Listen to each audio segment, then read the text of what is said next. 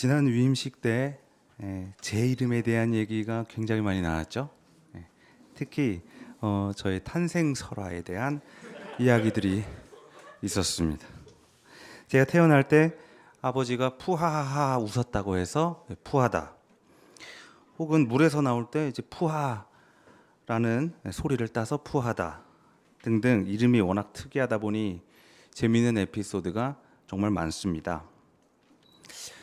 생각해보면 저는 어렸을 때부터 누가 제 이름을 보고 무슨 뜻이냐고 물어보면 웃음소리라고 대답했던 것 같습니다. 너무 멋지지 않습니까? 사람 이름이 웃음소리라는 게 참 재밌고 멋있다고 생각했습니다.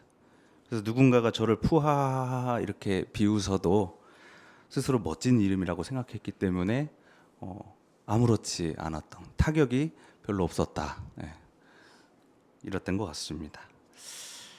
아브라함과 사라도 아들의 이름을 웃음이라고 지었습니다. 이삭은 웃음이라는 뜻이거든요. 하나님께서 아브라함 부부에게 아들을 약속하시자 사라가 웃었습니다. 그러나 이 웃음은 비웃음이죠. 이 늙은 나이에 내가 어떻게 아들을 낳으랴, 남사스러운 마음에 비웃었던 것입니다. 아브라함의 나이 100살, 또 사라의 나이 90살이었습니다. 하지만 그들은 정말로 아들을 낳았고 이름을 웃음이라는 뜻에서 이삭이라고 지었습니다. 사라가 오늘 말합니다. 하나님이 나에게 웃음을 주셨구나. 나와 같은 늙은이가 아들을 낳았다고 하면 듣는 사람이 다 나처럼 웃지 않을 수 없겠지? 남사스러운 일이기도 하고 황당한 일이기도 합니다. 100살 부부에게 아이가 생기다니요. 이건 마치 세상에 이런 일이 나올 법한 이야기이죠. 처음 사라의 웃음은 조소였습니다. 늙어버린 자신을 향한 비웃음, 그리고 하나님의 약속을 향한 비웃음이었지만 갓난아기 이삭을 안고 있는 지금 이 사라의 웃음은 정말로 기쁜 웃음, 기쁨 그 자체입니다. 말도 안 되는 일이라고 생각했고 사실 지금도 믿기지 않지만 어째서인지 자꾸만 새어나오는 웃음이 그리 나쁘지만은 않습니다. 사라는 아브라함과 같이 고향을 떠나서 평생을 떠돌아다니며 환난의 세월을 보낸 여자입니다. 심지어 이집트 파라오에게 잡혀간 적도 있습니다. 남편 잘못 만난 팔자 탓이라면서 울어본 적도 있었을 것입니다. 그렇게 세월이 흘러서 노인이 되었습니다. 얼굴에 잡힌 주름만큼이나 그 안에 얼마나 깊은 한이 맺혀 있었을까요? 얼굴의 주름은 고생의 흔적이기도 합니다. 제가 어릴 때, 아주 철이 없을 때, 지금은 돌아가신 저희 할머니 할아버지를 보고 그저 주름이 많고 힘없는 사람들이라고 생각했던 적이 있습니다. 그러나 그들의 삶을 알고 난 뒤에 그 얼굴을 다시 보니 그 주름 안에는 한국 전쟁이 고스란히 보였습니다. 가족을 떠나 남으로 내려온 분도 계셨고 어린 자식을 멀리 떠나 보내야만 했던 분도 계셨습니다. 그저 주름 많은 노인이라고만 생각했는데 그 안에는 그들이 지금까지 버텨왔던 가난과 환난과 슬픔의 삶이 고스란히 남아 있었던 것입니다. 오늘 하나님께서는 사라에게 이삭을 안겨주심으로 그 한을 풀어주십니다. 비웃음을 웃음으로 바꿔주신 것입니다. 예수의 제자들에게 있어서 가장 황당한 사건은 아마도 십자가였을 겁니다. 예수가 죽어버렸습니다. 저 권력은 제국의 승리라도 외치듯이 모두가 볼 수 있는 저 높은 나무 위에 매달아서 보란 듯이 예수를 죽여버렸습니다. 지난주 예수의 식탁에 초대되었던 그 죄인들은 모두 낭망했습니다. 예수에게 희망을 걸었던 모든 사람들이 절망했습니다. 희망을 꺾고 절망을 선포한 사건이 바로 십자가입니다. 하지만 부활은 그 무덤에서 나왔습니다. 사람들을 공포로 밀어넣었던 그 십자가, 모두가 피하고 싶었던 그 십자가였지만 어째서인지 사람들이 하나둘씩 그 십자가를 붙들기 시작합니다. 처음에 사람들은 두려움 때문에 예수의 죽음과 나의 삶을, 자신의 삶을 분리했습니다. 또 베드로는 잡혀가는 예수를 보고도 나와 상관없는 사람이라고, 모르는 사람이라고 하지 않았습니까? 그렇게 사람들은 예수의 죽음과 자신의 삶을 분리했습니다. 그런데 어째서인지 사람들이 하나둘씩 그의 죽음과 자신의 삶을 다시 연결하기 시작합니다. 그 죽음은 나를 위한 죽음이었다고, 덕분에 내 안의 두려움을 걷어내고 이제는 맞설 수 있게 되었다고 고백하는 사람들이 하나둘씩 그 십자가를 지기 시작했습니다. 폭력과 불의에 대한 예수의 저항은 그렇게 해서 계속해서 이어졌습니다. 사라의 비웃음이 기쁨으로 바뀌었듯이 절망과 공포의 십자가가 지금은 희망과 구원의 상징이 된 것입니다. 오늘 바울이 이렇게 말합니다. 세상에는 의인을 위해서 죽어줄 사람은 하나도 없을 것입니다. 그러나 우리가 죄인이었을 때, 우리가 가장 나약할 때 그리스도께서는 우리를 위해 죽으셨습니다. 정말로 제자들은 부족한 사람들이었습니다. 예수와 함께 하면서도 깨닫지 못했고 죄를 쉽게 떨쳐버릴 수도 없었습니다. 예수가 잡히자마자 힘없이 흩어지고 말았지요. 그러나 그들은 그렇게 가장 연약할 때 그 십자가 안에서 자신들의 그 나약함을 극복합니다. 생각해보면 성서에서 하나님은 주로 나약한 존재들을 통해서 늘 자신의 모습을 드러냅니다. 노인이 아기를 낳음을 통해 하나님은 드러납니다. 또 막내 다윗을 지도자로 세우심을 통해 그 하나님은 드러납니다. 나사렛 출신 예언자를 통해, 가난한 갈릴리 어부들을 통해, 병약한 바울을 통해 그렇게 늘 하나님은 자신을 드러냈습니다.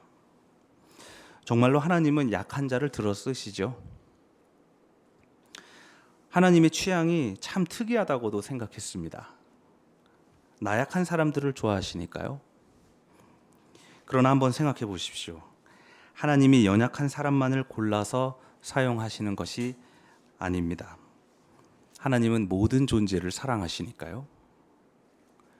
하나님이 나약한 사람만을 좋아하는 것이 아니라 오로지 우리가 나약할 때 하나님을 만날 수 있는 것입니다. 바닥이야말로 하나님을 만날 수 있는 최적의 공간입니다. 바울에게는 병이 있었지만 그는 골방에 누워서 주님께 치유해달라고 평생 동안 매달려 있지만은 않았습니다. 오히려 주님의 능력은 약할 때 완전해진다고 고백하면서 그 아픈 몸을 이끌고 그리스도를 온몸으로 전했습니다. 심지어 바울은 오늘 자기가 처한 환난을 자랑하기까지 합니다. 환난은 인내력을 낳고 인내력은 단련된 인격을 낳고 단련된 인격은 희망을 낳습니다. 그가 바닥을 쳤을 때 바울은 그 절망 한가운데서 희망을 발견한 것입니다. 그는 그 희망을 보고 진정 하나님의 사랑은 이 바닥에 있었구나. 이 환난 안에 있었구나. 성령으로 우리에게 부어주시는 그 하나님의 사랑을 이 바닥 가운데에서 확증했습니다. 그러니 여러분, 정말로 하나님을 만나려면 우리가 어디로 가야 하겠습니까? 바닥으로 가야지요. 복음서를 보면 살아생전 예수께서 누구와 어울렸는지를 또렷하게 오늘 우리에게 보여줍니다. 오늘 복음서 본문은 예수 사역을 몇 마디로 정리해 줍니다. 예수께서는 모든 도시와 마을을 두루 다니시면서 무리를 보시고 그들을 불쌍히 여기셨다. 그들은 마치 목자 없는 양과 같이 고생에 지쳐서 기운이 빠져 있었기 때문이다. 그리고 예수께서 제자들에게 말씀하십니다. 추수할 것은 많은데 일꾼이 적다. 우리에게 하시는 말씀입니다. 주님은 오늘 우리가 어디로 가야 하는지 분명하게 다시 한번 가르쳐 주었습니다. 저는 우리 새민족교회가 고난받는 사람들과 함께 한다는 사실이 너무나도 자랑스럽습니다. 세월호 유가족들이 새민족교회를 압니다. 우리가 같은 마음으로 함께 싸웠다는 것을 알고 있습니다. 콜트콜텍 해고 노동자가 새민족교회를 압니다. 이곳에서 함께 성찬을 나눴기 때문입니다. 김용균 노동자의 어머니가 새민족교회를 압니다. 상가 세입자들의 권리를 위해 싸우고 있는 을지오비베어와 궁중족발, 그리고 명동의 세입자들이 우리 새민족교회가 너무나도 소중한 동지라는 것을 분명하게 알고 있습니다. 저는 우리 교회를 생각할 때 이 사실이 가장 자랑스럽습니다.